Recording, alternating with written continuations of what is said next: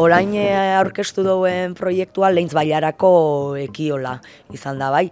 Ekiola berez modelo bada, Krean eta Eberen elkarlanarekin sortzen den enpresa bada, eta bere helburua da planta fotovoltaikoak era lokalean, kooperatiba, irabazi asmorik gabeko kooperatiba bidez, Euskal Komunitate Autonomoan sustatzea. Azkenean, Europatik bultzatzen dien komunitate energetiko horiei, guk azkenean izen bat jarri diogu. Kooperatiba energetikoen forma eman diegu.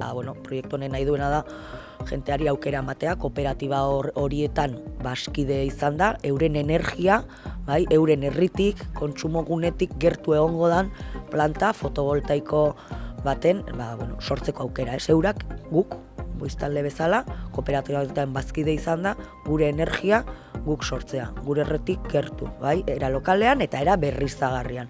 Eta gure kontsumo guztia asetuko duen, energia sortzea, hori da garrantzitsua.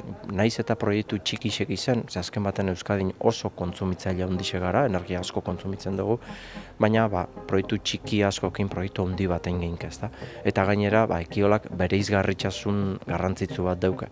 0 kilometroko proiektuek dira, hau da, argindarra sortzen den puntutik eta kontsumitzen den punture oso distantzi gitxi dago, ezta? Esan daigun, geure etxien inguruen dauen sorkuntza bat dela.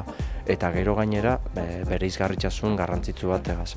Berton arrasaten gainera, zer esanik ez, ezta? Kooperatiba eredu bategaz. Zer nahi dago esan horrek, proiektu fotovoltaiko honetan, megabatio bat eta 5 megabatioko potentzia instalatu bat eukiko dauen proiektu honetan, etxe jaubiek izango gara.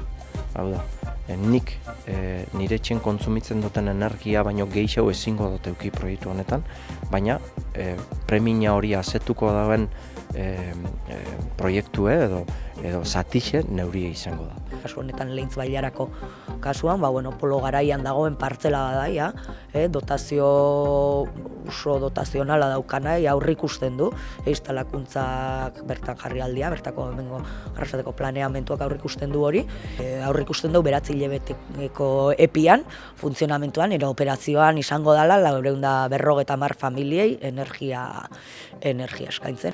Eta gainera, gaur egunin bizi dugun argindarran presizio aldaketa eta goruntzko joera honetan, esan dena merkado spot, egunerokotasunien sekulako gorakadak eta berakadak jasote ditu, azken bolada honetan batez gorakadak, ekiolalako proiektu bategaz seinaliek epe luzera izango dira.